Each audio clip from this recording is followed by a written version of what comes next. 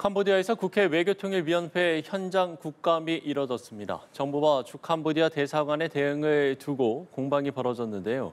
국회에서는 부동산 대책과 민주당의 사법개혁안을 둘러싼 여야의 설전이 이어졌습니다. 관련 내용 포함한 정치권 이슈들 박창진 더불어민주당 상근 부대변인, 이창근 국민의힘 하남을 당협위원장 두 분과 이야기 나눠보겠습니다. 두 분 어서 오십시오. 네, 안녕하세요. 반갑습니다. 네. 자, 국회 외통위가 캄보디아 현지에서 국정감사를 열었습니다. 여야 모두 현지 공간이 적절히 대응하지 못했다라는 점을 지적을 했습니다만 지적 포인트는 조금 달랐던 것 같습니다. 어떻게 보셨는지요? 일단 우리 국민들의 생명과 안전과 관련된 내용이기 때문에 이 부분과 관련해서는 우리 정치권이 정쟁보다는 국민의 편에 서서 이 외교적 문제를 어떻게 해결할 것인가를 집중해야 된다라는 생각이 들고요. 네. 그런 측면에서 조금 늦긴 했지만 캄보디아 현지까지 가서 이렇게 적극적인 모습을 여야가 보이고 있는 점은 좋은 점이라고 저는 생각을 합니다. 다만 지금 이 과정에 있어서 현 정부의 탓을 국민의힘이 너무나도 지나친 정쟁의 요소로 만들고 있는데요. 가만히 이 과정을 되짚어 보자면 지난 3년간 윤석열 정부에서 이루어졌던 이 캄보디아와 관련된 여러 가지 사안들이 있습니다. 우선 그 캄보디아 대사관에서 요구했던 경찰 증원 요구라든지 그다음에 외사부 지원 관련 예산이라든지 이런 것들이 모두 윤석열 정권 하에서 제대로 이루어지지 않은, 지원이 제대로 되지 않은 측면이 있는 것이고요. 아울러 우리 국민들이 이 정제 캄보디아 국민들의 안전과 관련된 얘기를 할 때마다 떠오르는 인물이 한 분 계십니다. 바로 김건희 여사가 아닐까라는 생각이 듭니다. 김건희 여사와 통일교의 유착 관계가 드러나고 있는 이 시점에서 여러 가지 ODA 사업과 관련돼서 이전과 다르게 4배나 증액이 돼서 약 1,700억 원에 저희가 지원을 하고 있음에도 불구하고 제대로 된 조치라든지 한마디 외교 사안과 관련된 국민들의 안전과 관련된 사안을 논의하거나 얘기한 적도 없다라는 지점을 우리 국민들이 오히려 생각하지 않을까라는 생각이 듭니다. 그런 측면에서 현재 이재명 정부는 신속하게 이 사안에 대응을 하기 위해서 송환 절차를 밟았던 것이고요. 이 송환 과정에서 우리 국민들 중에 피해자가 아닌 가해자로 분류되는 사람들을 왜 이렇게 송환을 해왔냐라는 얘기도 있었고 국민의힘의 공격도 있었습니다만 이 사람들 또한 피해자이기도 하고 가해자인 측면도 있습니다. 그래서 제가 이 사안을 제대로 들여다볼 수 있는 계기가 이번 송환을 통해서 이루어진 것도 있고요. 아울러 이 사안과 관련해서 국정원을 통해서 오늘 발표를 보자면 이 부분들이 진행했던 위법적인 사안들의 얼개가 드러나고 있는 이런 정황도 있습니다. 그래서 긍정적인 면도 보이고 있기 때문에 좀 더 탄력 있게 또 종합적인 대책을 세워서 정부는 이번 일을 해결하기 위해 임하고 있다 이런 말씀을 드리겠습니다. 예. 말씀을 해주신 대로 민주당은 윤석열 정부에서의 어떤 지원이라든지 대책, 정책 이런 부분이 좀 제대로 이루어지지 않은 게 아니냐 이렇게 지금 지적을 하고 있거든요. 지금 정부는 민주당 정부잖아요. 언제까지 전 정부 탓을 하겠습니까? 그러면 정권을 잡을 이유가 없죠. 너무 전 정부 탓을 하는 것은 책임 있는 정치를 하는 게 아니다. 그런 말씀을 지적하고 싶고요. 캄보디아 범죄와 관련해서 이제 얘기를 돌아가면은 납치 신고 건수가 작년에 220건, 올해 330건이었어요. 그 부분을 놓고 본다면은 그렇다면은 윤석열 정부 하에서의 외교부나 이재명 정부 하에서의 외교부가 문제는 맞습니다. 외교부의 대응이 신속하지 못했다. 그런 지점은 질타를 받아야 되고요. 하지만 더 중요한 것은 이거죠. 올해 사망한 대학생의 모집책, 그 모집책이 학교 선배였잖아요. 근데 문제는 그 모집책이 구속이 됐는데 결국 구속된 사유가 전자통신금융업법 위반, 사기 이게 다예요. 그렇다면은 범죄 조직을 소탕하는 데는 전혀 손을 쓰지 않았다는 얘기가 되는 거거든요. 그게 지난 7월이었어요. 이것은 이재명 정부에서 이뤄진 일입니다. 만약에 그 모집책을 중심으로 점자직으로 되어 있다는 그러한 범죄 조직 소탕에 더 힘을 쏟았더라면 더 많은 범죄가 밝혀지고 차단이 될 수 있었지 않겠습니까? 그런 부분은 질타를 받아야죠. 그리고 더 심각한 것은 캄보디아 대사가 지난 7월부터 아직까지 공석이에요. 3개월째예요. 이 부분은 그건 어떻게 설명하시겠습니까? 그래서 이런 부분들은 이재명 정부, 민주당 정부가 책임 있게 잘못할 것은 잘못했다고 인정을 하고 빨리 개선해야 되고요. 그리고 이번에 외통위가 국감을 현장 국감을 열었잖아요. 예. 하지만 가장 중요한 것은 코리안 데스크가 안 된다는 거잖아요. 캄보디아에. 이러한 부분은 여야 정치인들이 함께 힘을 써서 코리안 데스크가 반드시 개설될 수 있도록 예, 예. 그러한데 더 힘을 쏟아야 된다. 저는 이런 지적을 하고 싶어요. 예. 네, 한편 11호 부동산 대책을 둘러싼 후폭풍도 이어지고 있는데요. 여야 목소리 듣고 와서 대담 이어가겠습니다. 여당 원내대표부터 국토부 차관까지 정작 자신들은 갭 투자의 사다리를 밟아 부를 축적하고 주요 지역의 부동산을 가지고 있습니다. 국민은 주거 불안정으로 고통받더라도 민생이 파탄나더라도 부동산에 대한 삐뚤어진 신념을 기어코 관찰하는 내로남불의 위선이자 오만일 뿐입니다. 최근 이상경 국토부 1차관의 부적절한 발언으로 국민 여러분께 심려를 끼쳐드린 점 당의 최고위원이자 국토위원으로서 국민 여러분께 진심으로 죄송하다는 말씀 먼저 드립니다. 이번 일을 계기로 저희 여당은 더욱 겸허히 국민의 목소리에 귀 기울이고 책임 있는 자세로 국정을 바로 세워 나가겠다는 말씀. 네, 방금 들으신 것처럼 이상경 국토부 1차관이 집값이 떨어지면 그때 사면 된다라고 했던 발언을 두고서 민주당 지도부가 공식 사과를 내놨습니다. 또 한편 국민의힘에서는 장동혁 대표를 위원장으로 하는 부동산 특위를 띄우고서 총공세를 펼치고 있는데 부동산 대책을 둘러싼 여야의 공방 어떻게 보고 계십니까? 일단 이 문제 또한 우리 국민들의 가장 그 생활과 닿아 있는 부분 아니겠습니까? 네. 그래서 저희가 정쟁보다는 해결 방식의 논의의 장을 열자라고 끊임없이 야당에 요구를 하고 있지만 예. 계속해서 이것을 정쟁의 요소로 좋은 기회다라고 생각하시는 측면도 있는 것 같습니다. 아무래도 지금 특검이 가동되고 있고 이 와중에 드러나고 있는 여러 여죄와 관련된 문제들을 희석시키기 위한 요인으로 사용하고 있는 것 같은데요. 이 문제와 관련해서는 좀 더 냉정한 자세를 좀 취해 주셨으면 좋겠다라는 생각이 들고요. 저희는 겸허하게 저희에게 쓴소리를 하는 부분도 지금 듣고 있다라는 말씀을 드리겠습니다. 그래서 오늘 저희 한정의 의원을 중심으로 해서 주택 공급 안정화 TF를 발족을 했고 네네. 국민 여러분들이 하시는 여러 가지 말씀들, 쓴소리들 겸허하게 듣겠다라는 말씀 드리겠고요. 좀 전에 이제 국토부 차관의 발언과 관련된 얘기도 나왔는데 이 부분과 관련돼서도 저희는 우려를 표한다라는 공식적인 성명을 낸 바가 있다라는 말씀을 드리겠습니다.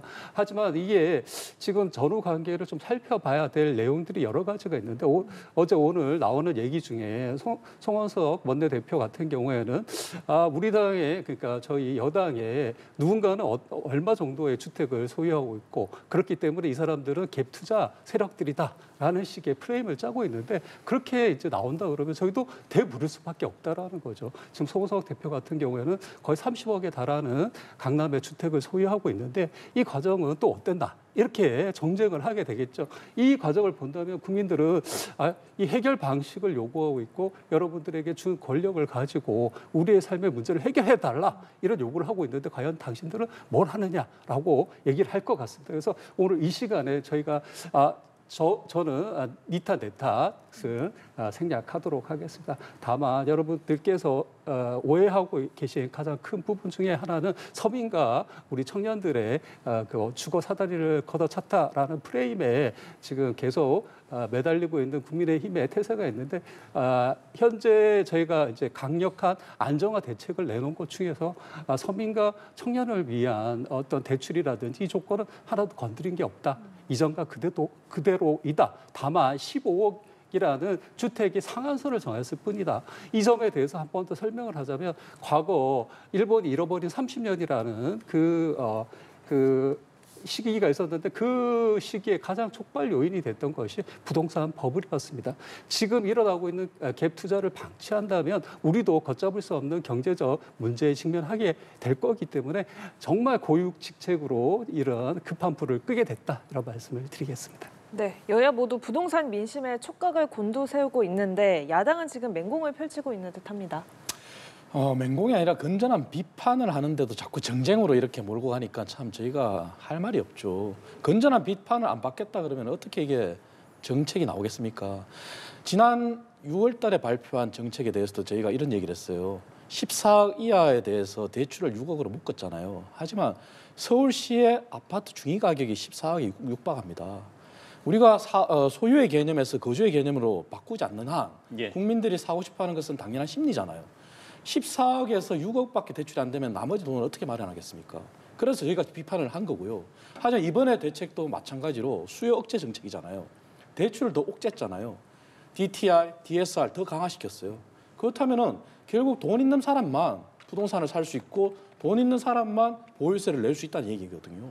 이러한 상황을 지적하는 거죠. 그래서 처음에 이재명 정부가 들어섰을 때 문재인 정부의 시즌2가 되면 안 된다는 지적을 계속했어요. 하지만 결국은 어땠습니까? 문재인 정부에서 28번의 부동산 대책을 냈지만 부동산은 고공행진했어요. 이재명 정부 5개월 됐어요. 벌써 3번째 대책입니다. 집값 잡혔습니까? 안 잡히잖아요. 그럼 발상을 전환해야 된다는 얘기를 드리고 싶어요. 뭐냐? 민간 시장과 공공 시장이 있잖아요. 그럼 민간 시장의 주택은 결국 재건축 재개발이에요. 민간 시장의 주택에 있어서 재건축 재개발에 대해서 인센티브를 주면서 거기에 대해서 결국 이익을 환수해서 주택을 마련하는 것도 공급이거든요. 그러한 정책은 쏟지 않고 오로지 공급을 하겠다. 어떻게 하겠단 말이죠? 대책이 없잖아요. 그 공공 부분은 누차 말하지만 싱가포르 모델을 한번 참고하라 그랬어요. 뭐냐? 싱가포르는 공공에서 지은 주택은 주택청에서 다 매입을 합니다. 물론 자본 이득을 붙여서 매입을 합니다. 하지만 우리나라처럼 로또 되듯이 예. 4억이라고 하는 그러한 보금자리 주택을 분양받고 난 다음에 12억, 15억에 되는 시장 가격에 매매를 하는 게 아니에요. 그러한 싱가포르 모델을 삼는다면 공공에서 지은 주택은 주택 가격이 인상되더라도 안정적으로 주택 가격이 인상되는 효과가 있는 거거든요. 그래서 민간과 공공시장을 구분해서 공급 정책을 바라보는 그러한 발상의 전환을 하라고 하는데 그것도 안 하겠다. 오로지 수요 억제책만 편다면 어떻게 주택 정책이 잡히겠습니까? 그래서 그런 부분을 다시 한번 문재인 시즌2가 되는 거 아니냐. 그런 냉정한 비판은 민주당도 받아들여야 됩니다. 예. 참고로 제가 말씀을 드리자면 지금 공공임대주택과 관련해서는 윤석열 정권 하에서 90%가 줄어든 이런 수치가 결과적으로 나와 있다라는 말씀을 드리겠고요. 저희가 대책을 안 세우고 있는 것은 아니다라는 말씀을 드리겠고요. 그렇기 때문에 지금 유휴부지가 어디에 있는지 또 공공임대주택을 얼마나 더 늘려서 주거 안정 취약 계층을 위해서 저희가 정책을 펼칠 것인지 내밀하게 들여다보고 있다 이런 추가 말씀드리겠습니다. 예. 자꾸 전 정부 탓을 하는데요. 공공주택도요. 수요가 있는 곳에 공급을 해야 돼요. 지금 화성 어떻게 됐습니까? 화성에 임대주택이 다 비어 있잖아요. 그 얘기는 교통경제학에 정확히 나와 있습니다. 서민들일수록 교통비 부담이 가는 곳에는 이주를 할 수가 없어요. 그래서 박근혜 정부 때 임대주택이라는 용어도 안 쓰고 행복주택이라는 용어를 쓰면서 역세권에 규모가 많지는 않지만 역세권의 청년들, 신혼부부를 위한 주택을 지었던 거예요. 그러한 것들을 다 백지화시킨 게 또 문재인 정부였어요. 그래서 전 정부 탓을 자꾸 하지 마시고 제대로 된 부동산 정책을 내놓기 바랍니다. 예, 알겠습니다. 자, 두 분이 뜨겁게 논쟁을 해주시는 것만큼 그야말로 이 부동산과 관련해서 정치권의 화두가 됐기 때문에 이제 부동산 대책의 후속 조치에도 관심이 가는데 이 후속 조치를 두고 여권 내부에서도 이견이 나오고 있는 것 같습니다. 박주민 의원은 공급이 우선이라고 주장을 했고 진성준 의원은 보유세 인상 카드를 제시한 부분인데 이런 지금 상황들 어떻게 봐야 되는 겁니까? 일단 보유세와 관련해서는 어쩌면 이제 마지막 카드로 꺼낼 수도 있다라는 여지는 있는 것 같습니다. 예. 그러나 현재 지금 단계에서는 시장이 빠르게 이번 11호 대책에 관련해서 반응을 하고 있고 안정화 추세에 들어섰기 때문에 좀 더 지켜봐야 된다, 시장의 그 상황을. 저희는 그렇게 생각하고 있고요.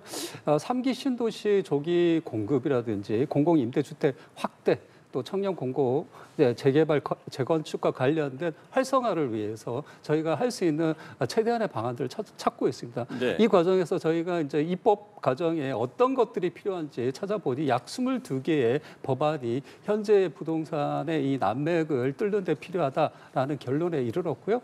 빠르게 저희가 입법 작업을 통해서 규제 완화라든지 새로운 입법안을 낸다든지 해서 다시 주택 공급이 원활하게 이루어질 수 있도록 하기 위한 노력을 최선을 다하고 있다라는 말씀을 드리겠고요.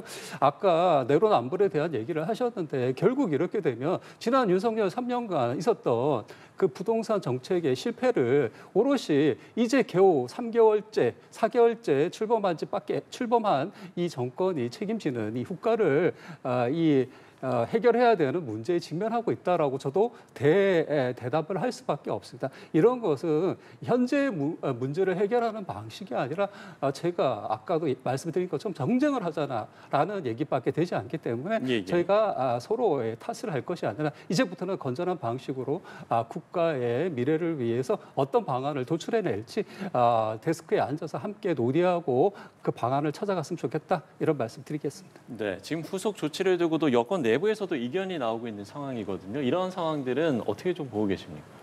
굉장히 잘못된 발상이라고 저는 먼저 지적하고 싶은 게요. 보유세 인상이라고 주장을 하는 부분은 왜 잘못됐냐면은 가격이 전가되는 효과가 있습니다. 그래서 문재인 정부에서 우리가 여실히 봤어요. 보유세를 올리면은 주택을 임대하는 사람들은 그 올라간 세금만큼 다 전세 가격이나 월세 전가시킵니다. 그렇다면 그 전세나 월세 사는 서민들도 피해가 보는 게 됩니다. 그리고 이상경 차관의 발언을 빌어서 30억 아파트를 살고 있잖아요. 30억 아파트의 보유세가 종부세 합쳐서 약 2천만 원 됩니다. 결국은 그 얘기는 아까 말씀드린 것처럼 돈 있는 사람만 집을 사고 돈 있는 사람만 보유세를 낼 수 있다는 얘기거든요. 그런데 여기서 보유세를 더 올린다? 그렇다면 나머지 시장은 고가주택 이외의 시장에서는 다 가격 전가된다는 말씀을 드리고 싶고요. 네. 그 공급 부분도 지적을 했잖아요. 아까 민간과 공공 부분을 구분해야 되는데 지금 무턱대고 공급만 하라. 그리고 LH의 공급을 착공 기준으로 호수만 늘리면 뭐합니까? 수요가 있는 곳에 공급을 해야 되잖아요. 그래서 시장을 구분해서 제발 좀 봐달라. 그래서 디테일하게 민간 시장은 결국 재개발, 재건축이에요. 그럼 재개발, 재건축이라면은 당은 다르지만 서울시에서 하고 있는 신속통합기획이라고 하는 결국 재건축, 재개발이 10년, 15년 이상 걸리는 사업이에요. 그러한 부분들을 정부가 도와준다면은 더 빨리 단축될 수 있지 않겠습니까? 그렇다면 그러한데 양질의 주택이 공급이 되고 그리고 정부는 초과이익에 대해서 주택으로 환수하면은 그게 또 민간에서 주택이 생기는 거잖아요. 그러니까 공공 쪽에서는 싱가포르의 모델을 다시 한번 저는 강조해서 말씀드리고 싶은 게 네. 공공에서 주택을 짓고 분양을 하고 그것을 다시 주택청에서 매입을 하면은 그렇게 가격이 안 올라요. 그러면 계속 주택이 선순환 구조로 갈 수 있는 거거든요. 그런데 지금은 주택은 짓지만 수요가 없는 곳에 주택을 지니 화성 같은 곳에 신도시에 주택은 비어 있고 그리고 서민들이 원하는 주택은 없고 그런 현상을 정확히 봐야죠. 그래서 민주당에서 서로 내부에서 엇갈리는 이러한 정책도 지금 현재는 현실과 맞지 않다. 그래서 시장을 제대로 바라보고 정말 냉정하게 정책을 다시 백지 상태에서 입안했으면 좋겠다 말씀드리겠습니다. 네, 부동산 대책에 관한 이야기 해봤고요. 이번엔 주제를 좀 바꿔서 사법 개혁을 둘러싼 여야 공방을 짚어보도록 하겠습니다. 정청래 민주당 대표가 조희대 대법원장을 향해서 사퇴를 촉구했고요. 그러면서 사법 개혁의 골든 타임을 실기하지 않고 연내 반드시 마무리할 것이다라고 강조했습니다. 반면에 국민의힘에서는 사법 개혁이 아닌 사법 해체 법안이다라고 반발을 하고 있는 상황인데 이 상황은 좀 어떻게 보고 계십니까? 계속해서 국민의힘이 사법부 독립을 얘기하고 있는데 독립된 세계에 우리 국가를 운영하고 있는 이 독립성을 보장하고 있는 가장 상권 분립의 근원은 제대로 일을 할 때입니다. 그중에 한 곳이 잘못했을 때는 분명히 견제도 해야 되고 쓴소리를 해야 되고 제재를 해야 되는 것이 국가가 파국으로 가는 길을 막는 것이다라는 말씀을 드리겠고요. 조희대 대법관 체제하에 사법부와 관련해서 내부에서도 쓴소리가 지금 나오고 있습니다. 부장판사가 이례적인 절차를 통해서 한 재판, 이것은 이재명 전 당대표와 관련된 파기환송심을 두고 얘기한 것으로 여겨지는데요. 이것은 결국 어떤 의도를 가지고 한 정의롭지 못한 재판이다라는 얘기가 나오고 있고 명예롭게 그래서 퇴진하는 것이 맞지 않나라는 얘기까지 내부 게시판에 나오고 있다라고 얘기를 하고 있습니다. 이 과정을 보자면 이번 국감장에서 전현희 더불어민주당 최고 수석위원이 밝혀낸 바이기도 한데 그동안 제일 논란이 됐던 게 아주 짧은 기간에 어떻게 그 많은 기록들을 감수하고 이 결론을 냈느냐라는 의문을 제기했을 때 우리에게 시간은 그 정도면 충분하다. 이유는 우리가 전자 문서로 봤기 때문이다라고 얘기를 했고 저희는 그렇다 그러면 그 자료를 제출해달라. 문서를 보겠다는 게 아니라 전자 로그인을 한 기록만이라도 보여주면 우리가 믿겠다라고 했는데 그걸 지금까지 드러내고 있지를 밝혀내지를 못하고 있습니다. 그래서 이번에 이제 재차 신분 과정에서 검수를 해보니 형사소송과 관련해서 형사재판과 관련해서는 전자 문서로 그 내용을 심의하는 것이 불법이다. 현재의 법에 따르면 지난 10월 12일에서야 형사재판과 관련돼서는 그 전자문서로서도 어떤 증거를 입증할 수가 있다라고 되어 있습니다. 이게 이미 이 법상 헌법을 위반하고 있었다라는 얘기가 되는 것이고 이 과정을 보자면 결국 조희대 그 대법관 체제의 사법부가 어떤 의도를 가지고 정치적 개입을 했고 희대의 대통령 후보를 없애고자 하는 사라지게 하고자 하는 의도를 가진 정치적 행위를 한 것으로도 보입니다. 그렇다 그러면 이 사법부가 과연 국민을 위해서 정의로운 공정하고 상식에 맞는 재판을 진행할 수 있는가라고 국민들도 물을 것 같고요. 이런 점에서 저희는 조희대 체제에 의구심을 가질 수밖에 없다라는 말씀을 드리겠고요. 아울러 그 판사들과 관련된 아주 많은 비리들이 드러나고 있습니다. 단편적으로 지기현 판사 같은 경우에는 소위 말하는 여성 접견이 나오는 어떤 술집을 방문했다라는 의혹이 있었고 거기와 관련된 윤리 감찰이 이루어졌는데 3명이 방문했고 170만 원밖에 안 됐기 때문에 100만 원을 넘지 않아서 감찰의 대상이 되지 않는다. 그러니까 제재의 대상이 되지 않는다라는 정말 어이없는 얘기를 꺼내고 있는 것이 현재의 이 나태하고 잘못된 방향으로 가고 있는 사법부의 모습이 아닌가라는 생각이 듭니다. 그렇기 때문에 종합적인 판단하에 현재의 가장 책임을 지고 있는 조희대 대법관이 자리를 물러나고 시스템을 새로 정비하는 것이 맞지 않는가라는 조언을 드린다 이렇게 말씀드리겠습니다. 네, 삼권 분립은 각자가 제대로 기능할 때 의미가 있다는 요지의 말씀을 하셨는데 반론 기회 드리겠습니다. 굉장히 잘못된 인식이죠. 대한민국 헌법을 저는 다시 좀 민주당 의원들 다 봤으면 좋겠는 게 대한민국 헌법 1조는 민주공화국이라고 되어 있습니다. 그것이 삼권 분립을 얘기하는 거예요. 그리고 삼권 분립의 요체는 사법부 독립인데 사법부는 사법권은 법관으로 구성된 법원에 속한다고 분명히 돼 있어요. 하지만 민주당이 지금 하던 행태는 물론 이재명 대통령이 당시 후보 시절에 상고심이 통상 3개월 정도 걸리는 시간이 이재명 당시 후보의 사건이 한 달 남짓 걸렸기 때문에 너무 짧았다. 이런 불만을 제기할 수는 있어요. 하지만 그 불만을 넘어서 삼권 분립을 위협하는 그런 형태를 법안을 내는 것은 굉장히 잘못된 거죠. 그렇다면 민주당이 다수당이기 때문에 법안을 내고 다 통과시킬 수는 있어요. 하지만 그 법도 헌법 위에서 이루어져야죠. 하지만 헌법 위에서 이루어지지 않거든요. 굉장히 위헌적인 요소가 많거든요. 왜? 대한민국 헌법에서는 아직까지도 대법원을 마지막 상급심의 마지막 종착지를 보고 있어요. 하지만 사심제를 도입하려면 헌법을 바꿔야죠. 헌법재판소가 최종 종착지가 되려면 헌법을 바꿔야 된다는 말씀을 드리는 거거든요. 예. 그럼 헌법을 안 바꾸고 어떻게 자꾸 다수당의 위력으로 법안을 마음대로 개정하죠? 그래서 저는 헌법을 다시 한번 보라 이런 말씀 드리겠고요. 상권 분립이라는 거는 만약에 무너진다면 민주당이 모든 걸 다 행사하면 돼요. 법원부터 입법, 행정 아니잖아요. 그래서 다시 한번 헌법을 되돌아보고 왜 대한민국이 민주공화국적인지 그렇게 저는 말씀드리고 싶고 그리고 대통령은 헌법을 위배하면 탄핵이 돼요. 법관도 탄핵이 돼요. 저는 정말 이번 기회에 국회의원들에 대한 견제도 있어야 된다는 말씀드리고 싶어요. 국회의원들은 탄핵의 대상이 아니에요. 하지만 지금 보듯이 헌법을 위반한 그런 법률을 마음껏 내잖아요. 그래서 국회의원들도 정말 이번 기회에 국민들이 보기에도 국회의원들에 대한 견제 장치가 필요하다면 국회의원들에 대한 탄핵도 헌법에 저는 넣어야 된다 그렇게 생각합니다. 네, 알겠습니다. 자, 마지막으로 좀 짧게 문체위 국감에서 나왔던 이슈를 짚어보겠습니다. 민주당의 국회 문체위 국감에서 김건희 씨가 2023년에 경복궁 경희를 방문해서 왕의 의자인 어좌에 앉았다라는 의혹을 제기를 하면서 이와 관련된 질타가 이어졌습니다. 이 상황과 관련돼서 좀 짧게 좀 평론 부탁드리겠습니다. 그동안 어떻게 국가가 비정상적으로 운영됐는지 그 단면이 드러나는 단초가 아닌가라는 생각이 들고요. 예. 일명 김건희 씨가 이번에 그 근정전을 방문하면서 기록된 기록지를 보자면 VIP라고 기록이 되어 있다라고 합니다. 대통령 위에 있는 존재로서 군림했고 해왔다라는 반증이 아닌가라는 생각도 함께 들기도 하고요. 그리고 이 자리에 있었던 사람이 소위 매간 매직을 했고 그 금거북이라는 그 어떤 그 뇌물을 통해서 직위를 가졌다는 이용배 국가교육위원장 아니었겠습니까? 이걸 보자면 얼마나 그 김건희 씨의 국정농단의 그 농도가 진하고 깊게 이 윤석열 정권 하에 드리워져 있는지 반증인 것 같고요. 이런 참담한 사태가 반복되지 않도록 하는 것이 우리의 책임인 것 같고, 그래서 특검이 제대로 운영이 돼서 지난 내란 사태 이후에 벌어졌던 모든 여죄와 관련된 제대로 된 단죄를 하는 것이 시대적 과명이다, 사명이다. 저는 그렇게 생각합니다. 네, 실제로 출입 금지 구역까지 들어갔다라고 하는데 이 사안 좀 짧게 평론 부탁드리겠습니다. 굉장히 잘못된 사안이 맞고요. 저는 이번 기회에 이걸 계기로 네. 최고 권력자도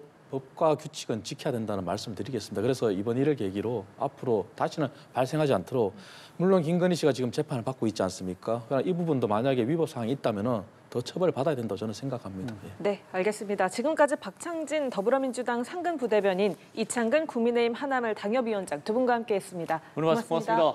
감사합니다.